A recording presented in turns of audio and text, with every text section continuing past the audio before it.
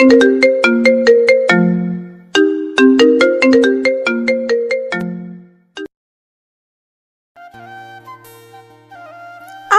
কোমরে ব্যথা পাচ্ছি তো। আরে আর একটু কষ্ট করো যান, হয়ে গেছে। ডক্টর, আপনি কি এটা বেডরুম পাইছেন? Leave me. আমার এমন করছে ওঠা কথাতে মোটেও ভরকালেন না উনি, বরং কোমরটা আরেকটু আঁকড়ে ধরে কাছে টেনে নিলেন। চুলগুলো নিচের আঙ্গুলের সাহায্যে কানের পিছনে গুছে দিতে দিতে বললেন, তোরে বলছি এত কিছু খেয়াল করতে। আমি ওনার দিকে প্রকুচকে তাকিয়ে বললাম, মোটেও ফাজলামো করবেন না, ক্লাস করছিলাম, আমি মিস হলো। আমি হেল্প করে দেব মেঘা পাখি। আমি ওনার দিকে আর চোখে তাকিয়ে ঠোক গিললাম, তারপর নিচের দিকে তাকিয়ে বললাম, লাগবে না। উনি ভ্রুকুচকে হালকা রাগ নিয়ে বললেন, চুপ কর, বেশি বুঝিস না, দাঁড়িয়ে থাক। আমি ওনার হাতের উপর হাত রেখে ছাড়ানোর চেষ্টা করে বললাম, কেউ দেখে ফেললে নিজের মান সম্মান তো যাবেই, সাথে আমারটাও। এত কিছু খেয়াল করতে হবে না, তুই দাঁড়িয়ে থাক শুধু। বলেই উনি আরেকটু চেপে ধরে ক্রমশ এগুতে লাগলেন। আমি চমকালাম, ভরকালাম, চোখের পাতা পড়ল বার কয়েক। দরজার দিকে একবার তাকিয়ে অসহায় কণ্ঠে বললাম, হাসপাতালেও বেডরুম খুলে বসেছেন না?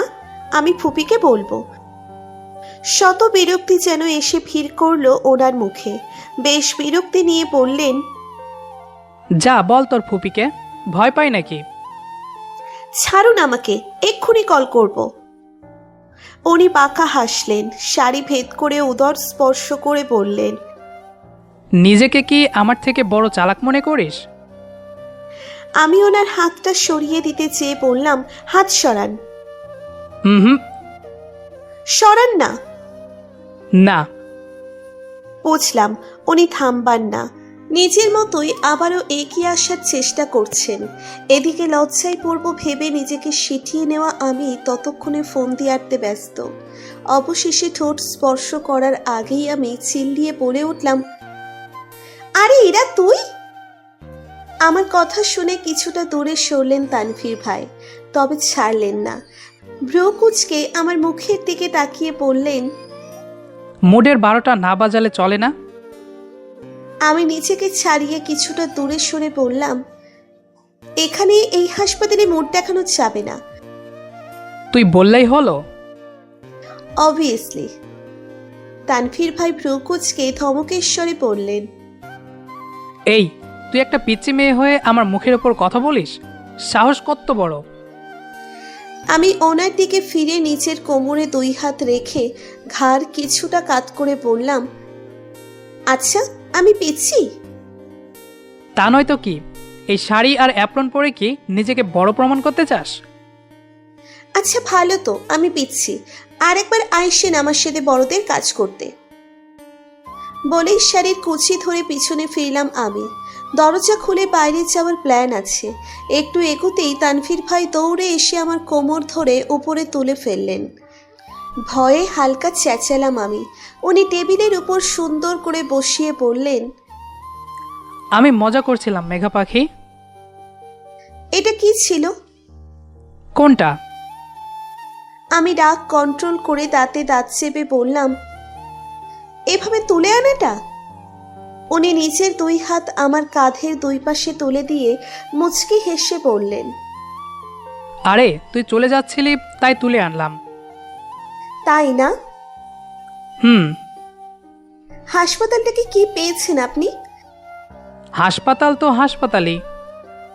ডিউটি রেখে এসব কি করছেন? তানভীর ভাই একদম ইনোসেন্ট মার্কা ফেস ঝুলিয়ে বললেন, কই কি করলাম? এমন তো না যে আমি কাজে ফাঁকি দিচ্ছি, আমি তো কাজই করছি। তাই বুঝি এটা কাজ? তানভীর ভাই আবারও নিজের ফর্মে ফিরে এলেন, কোমর চেপে চোখ টিপে বললেন, এটাও একটা কাজ। আচাইরা। আমার কথা শুনে মুখ বাঁকালেন তানভীর ভাই, অন্যদিকে ফিরে বললেন, তোর কাছে তো আজাইরাই, আনরোমান্টিক কোথাকার। এবার আমি নিচ থেকে মুখ তুলে ওনার দিকে তাকালাম, আলতো চেঁচিয়ে বললাম, কি? আমি আনরোম্যান্টিক? তা নয় তো কি, সারাদিন খালি পটর পটর করিস আর জ্ঞান দিস। ও হ্যালো, জ্ঞান আমি না, আপনি দেন সারাদিন। এটা করিস না, ওটা করিস না। কি এলেন আমার রোমান্টিক পুরুষ?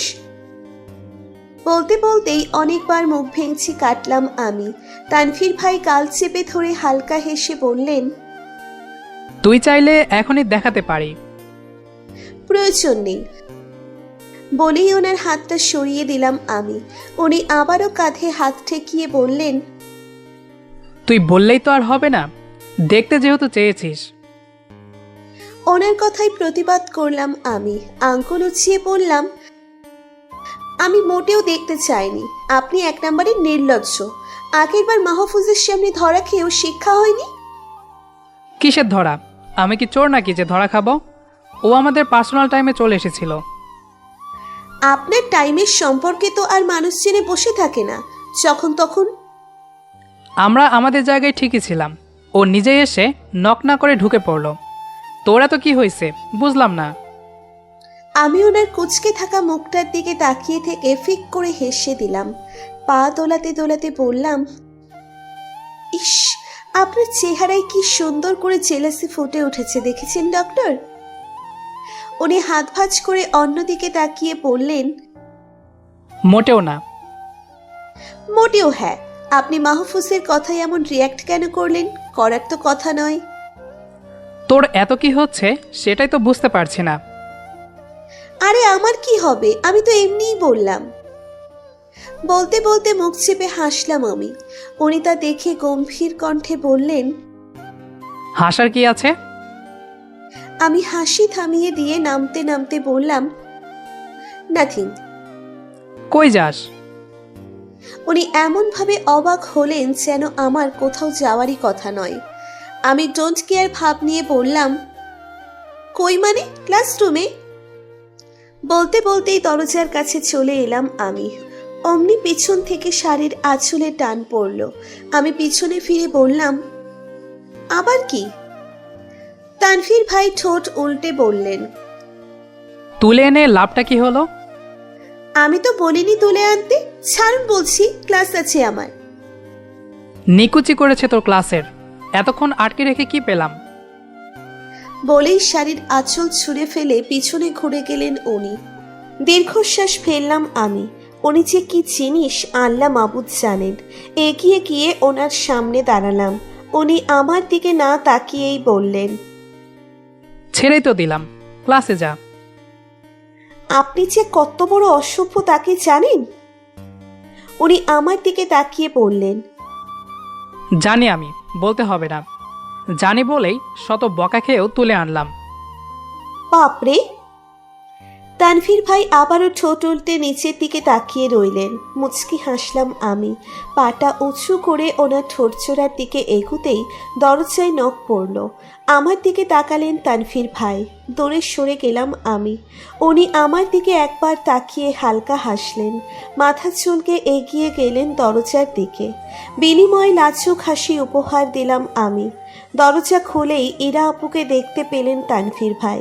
কিছু বলতে নিলেই পেছন থেকে এগিয়ে এলাম আমি। তা দেখে উনি একবার তানভীর ভাইয়ের দিকে আর একবার আমার দিকে তাকিয়ে অবাক হয়ে বললেন, মেঘা। তানভীর ভাই হাত ভাঁজ করে বললেন, হ্যাঁ তো? না মানে ওর তো এখানে থাকার কথা নয়। কে থাকবে আর কে থাকবে না সেটা আপনি বলে দিবেন মিস ইরা। ও আমার স্ত্রী প্লাস এখানের একজন স্টুডেন্ট, তাই ওর এখানে থাকাটা অস্বাভাবিক নয়। আপনি কি বলতে এসেছেন সেটাই বলুন। ইরা আপু আমার দিকে একবার তাকিয়ে তানভীর ভাইয়ের দিকে ছলছল চোখে তাকিয়ে বললেন, একটা কথার জন্য এতগুলো কথা শুনিয়ে দিলে? আমি তো জাস্ট মাহফুজের খবর দিতে এসেছিলাম। আমি ভ্রুকুচকে কথার মধ্যেই বলে উঠলাম, মাহফুজ, ওনার আবার কি হলো? আমার কথা শুনে আমার দিকে ভ্রুকুচকে তাকালেন তানভীর ভাই। আমি এখনো ইরা আপুর মুখপানে উত্তরের আশায় তাকিয়ে। ওনার অ্যাক্সিডেন্ট হয়েছে, আইসিইউতে। মুখে হাত চলে গেল আমার। অবাক হয়ে বললাম, কি বলছেন এসব? বলেই দৌড়ে দেওয়ার আগেই তানভীর ভাই পেছন থেকে হাত টেনে ধরলেন। আমি ভ্রু কুঁচকে বললাম, কি হলো? কই যাবি? মাহফুজের অ্যাক্সিডেন্ট হয়েছে শুনেন নাই? ওখানেই যাচ্ছি। কেন? তুই গেলেই কি সব ঠিক হয়ে যাবে? হাসপাতালে দৌড়াদৌড়ি মানাই না, চুপচাপ দাঁড়া। কিন্তু একদম চুপ। অসহ্য। তানভীর ভাই ইরা আপুকে উদ্দেশ্য করে বললেন, তুমি যাও, আমরা আসছি। ওনার বাবা মাকেও খবর দিতে হবে। জি। বলেই ইরা আপু চলে গেলেন। আমি আবারও যেতে নিলেই তানভীর ভাই রেগে বললেন, ওই, যেতে বলেছি আমি। কি শুরু করেছেন আপনি? একটা মানুষ অসুস্থ, তাও পরিচিত, অন্তত দেখে আসা তো উচিত। ওহ, এখন আমি খারাপ? আশ্চর্য, এটা কখন বললাম? দেখেই বোঝা যাচ্ছে। আইসিইউ থেকে বের হতেও দিচ্ছিস না, যেন তুই গেলেই ঠিক হয়ে যাবে। আগে চাই, চলুন। উনি কিছুক্ষণ আমার দিকে ভ্রুকুচকে তাকিয়ে রইলেন, যেন ভীষণ বিরক্ত উনি। আর একবার তাড়া দিতেই বললেন, চল। বাসায় এসেছি সন্ধ্যায়। মাহফুজ একসময় তোমার টিচার ছিল। তাছাড়া আমার ফ্যামিলিও তো ভালো করেই পরিচিত ওনার সাথে, সেই হিসেবে ভালোই খাতির। ওনার এমন গুরুতর অ্যাক্সিডেন্টের খবর শুনে সবাই হন্তদন্ত হয়ে গেছিল সেখানে। আমিও এক্সট্রা ক্লাস করে বাসায় ফিরলাম। তখন তো তানভীর ভাইয়ের জন্যেই ক্লাসটা মিস গেল। কচু হেল্প করবেন উনি, এক্সামের আগে সুন্দর করে বলবেন। বউ বলে ভাবিস না যে তোকে নোটস দিয়ে অথবা এক্সাম হলে হেল্প করব আমি। এতটা চোরামি বুদ্ধি আমার নাই। নিজেরটা নিজে পড়। তাই নিজেই কালেক্ট করতে হবে। ভাবতে ভাবতে দীর্ঘশ্বাস ফেললাম আমি। ফ্রেশ হয়ে ওয়াশরুম থেকে বের হতেই বিছানায় বসা অবস্থায় তানভীর ভাইকে দেখতে পেলাম। ওনার তো এত তাড়াতাড়ি আসার কথা নয় ভেবে অবাক হলাম আমি। অবাক হয়ে বললাম, আপনি আজ এত জলদি? উনি কিছু না বলে আমাকে পাশ করে ওয়াশরুমে চলে গেলেন। বুঝলাম না, রাগটাগ করলেন নাকি? উত্তরও দিল না, হয়তো টায়ার্ড ভেবেই ওনার জন্য কফি আনতে গেলাম আমি। রুমে আসতেই তানভীর ভাইকে বিছানায় বসে ল্যাপটপ হাতে গোতাগুতি করতে দেখলাম আমি। চুল থেকে এখনো পানি পড়ছে। আশ্চর্য, আজ চুল মুছতে ডাকলেনও না। এই লোকের যে কখন কি হয়। কফি কাপটা টি টেবিলে রেখে টাওয়াল হাতে এগিয়ে গেলাম আমি। ওনার মাথায় হাত দিতেই সরে গেলেন উনি। আমি অবাক হয়ে বললাম, কি হলো? তানভীর ভাই কিছু বলছেন না, ল্যাপটপের দিকে তাকিয়ে। আমি আবারও চুলে হাত দিতে নিলেই উনি সরিয়ে দিলেন। আমি রেগে বললাম, কি হচ্ছেটা কি? নাথিং। সরে যাচ্ছেন কেন? কাজ করছি আমি। রাখুন আপনার কাজ। আপনার চেয়ে অল্পেতেই ঠান্ডা লেগে যায় সে খেয়াল আছে? এখনই হাঁচি দিতে লাগবেন, এদিকে আসুন। উনি ল্যাপটপের দিকে চোখ রেখে বললেন, লাগবে না আমার, ঠিক আছে। আমি মুখ দিয়ে বিরক্তভাবে চ উচ্চারণ করে বললাম, সমস্যাটা কি? বলতে বলতে শাড়ির আঁচল কোমরে গুছিয়ে বিছানায় উঠে পড়লাম। ঠিক ওনার পেছনে গিয়ে আস্তে আস্তে চুল মুছতে লাগলাম। এবার আর কিছু বললেন না উনি। প্রায় কিছুক্ষণ পর কফিটা ওনার দিকে এগিয়ে দিয়ে বললাম, নিন আপনার কফি। চাই না আমার। নিতেই হবে, কষ্ট করে বানাইছি না। লাগবে না বললাম তো। নিন। উনি আর কিছু না বলে কফিটা নিয়ে চুমুক দিলেন। আমি ওনার দিকে উত্তরের আশায় তাকিয়ে রইলাম। কফি শেষ করেও কিছু না বলায় মুখের হাসি মিলিয়ে গেল আমার। উনি ল্যাপটপের দিকে তাকিয়েই বললেন, এভাবে ল্যাপটপের ওপরে চলে আসাই সমস্যা হচ্ছে, সরো। কফিটা কেমন লাগলো বললেন না? কফি তো কফি, রোজ যেমন লাগে তেমনই লেগেছে। কিন্তু একই মন্তব্য রোজ আপনি করেন। প্লিজ সর, মুড নেই আমার। বলেই আমাকে সরিয়ে দিলেন উনি। কোমরে হাত দিয়ে তাকিয়ে রইলাম আমি। উনি আমার সাথে এমন করছেন? আমার সাথে? রেগে গেলাম আমি। ল্যাপটপ টান দিয়ে সরিয়ে কোলে বসে পড়লাম। উনি ভ্রু কুঁচকে তাকিয়ে বললেন, এসব কি? এটা নতুন কি? আপনি তো রোজ এভাবেই কোলে বসিয়ে কফির বেশ প্রশংসা করেন, আজ হঠাৎ কি হলো? বললাম তো মুড নেই। সর, আর কাজ করতে দে। না। রাগ উঠাস না, সর। না। দুই পাশে মাথা নাড়ালাম আমি। উনি আমার কোমরে হাত রেখে খামচে ধরে পড়লেন। মেডিকেলে তো আমার কেবিনে খুব লাফাচ্ছিলি, ছাড়ুন ছাড়ুন বলে। এখন যাচ্ছিস না কেন? আমি ব্যথায় আঁতকে উঠে বললাম, কোমরে ব্যথা পাচ্ছি। উনি আরো জোরে খামচে ধরে পড়লেন। I don't care. ছাড়ুন, আসলেই চলে যাব এবার, আসবই না। উনি মনে হয় রেগে গেলেন। খুব সুন্দর করে হাত দুটো বিছানার সহিত চেপে ধরে বললেন, এখন যা তো দেখি। ছেড়ে দেখুন, চলে যাব। উনি চোখ জোড়া লাল করে পড়লেন। এত শখ?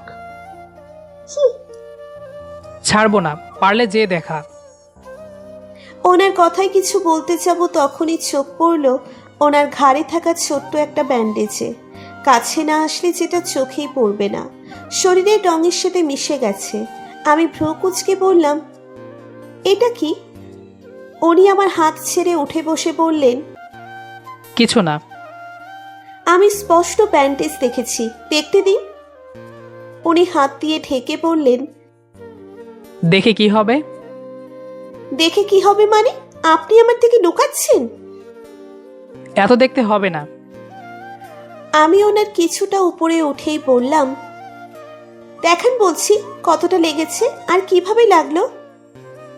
বেশি কিছু না, ভিড়ের মধ্যে হাঁটার সময় কেউ খামচে ধরেছিল। ও মা, কেন? তোর মতো বোকারা বুঝবে না, ছিনতাইকারী হয়তো। ভিড়ের মধ্যে মহিলা ভেবেছে। আপনি ভিড়ে গেলেন কেন? এখন ক্ষতটা দেখি। বলতে বলতে ঘাড়ে হাত দিলাম আমি।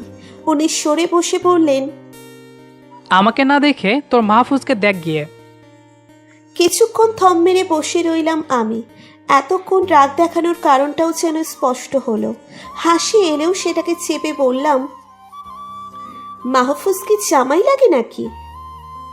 তানভীর ভাই নিচের দিকে তাকিয়ে মুখ ফুলিয়ে বললেন, যে প্রেম দেখাও আমার প্রতিও তো দেখি না। প্রেম কখন দেখালাম, সহানুভূতি শুধু। উনি আগের মতোই বললেন, আর বলতে হবে না, সবই দেখি আর সবই বুঝি। কি বুঝে গেলেন? আর কি, মাহফুজের প্রতি যে মায়া দেখাও তার এক ফোঁটাও আমাকে দেখাও না। আমি মাথায় হাত দিয়ে হাসতে হাসতে বললাম, আল্লাহ, কোন পাগলের পাল্লায় পড়লাম। উনি আমার দিকে আর চোখে তাকিয়ে গাল ফুলিয়ে বললেন, হ্যাঁ, আমি তো পাগলই, মাহফুজই ভালো। ওনারে টানেন কেন? উনি কই থেকে আসছেন? আপনারা আমার মধ্যে কি আছি? তানভীর ভাই কিছু না বলে উঠে চলে গেলেন বারান্দার দিকে। মুখ চিপে হাসলাম আমি। উনি যে এটা নিয়ে রেগে আছেন বুঝতেই পারলাম না। বিছানা থেকে উঠে বারান্দার দিকে এগিয়ে গেলাম। জড়িয়ে ধরে পিঠে মাথা ঠেকিয়ে বললাম, রাগ করেছেন? হুম। তবে? অভিমান, ভীষণ অভিমান। ভালো তো, ভালোবাসায় অভিমান না থাকলে ঠিক জমে না। অভিমান করুন। তুই আমাকে জড়িয়ে ধরেছিস কেন? আপনি যেই কারণে ধরেন। হুম। মাহফুজ আমার টিচার ছিল, আর ওনার জায়গায় অন্য কেউ হলেও এমনই বিহেভিয়ার করতাম। আপনি তো জানেনই, অন্যের কষ্ট আমার সহ্য হয় না। এটার জন্য কেউ রাগ করে? কথা বলুন। ওনাকে নিশ্চুপ থাকতে দেখে আমি ওনার সামনে দাঁড়ালাম। কলার ঠিক করতে করতে বললাম, ইচ্ছে করে করে রাগ করেন তাই না? আর এভাবেই ধরা খান। আপনি তো মোটেও রেগে নেই, বরং নাটক করছেন। জানেন ধরা খাবেন, হুদাই রাগ করেন কেন? উনি মাথা চুলকে হাসলেন, কোলে তুলে নিয়ে বললেন, ভাল লাগে। এসব মোটেও ভালো কাজ নয়। শাস্তি হিসেবে প্রাপ্ত। কিসের শাস্তি? উনি রুমে নিয়ে যেতে যেতে বললেন, সকালের কাহিনীটার শাস্তি। সকালে আমার দোষ ছিল নাকি? আপনি তো একটা অসভ্য নির্লজ্জ। উনি আমাকে শুইয়ে দিয়ে কাঁথা টেনে দিলেন, নিজেও আধ শুয়ে পড়লেন। আমি খারাপ, তোরেও বানাতে হবে। পাঁচে লোক, বলতে বলতে চড়িয়ে ধরে বুকে মাথা ঠেকালাম। উনি শক্ত করে চড়িয়ে নিলেন, তারপর বললেন, শুধু তোর জন্য।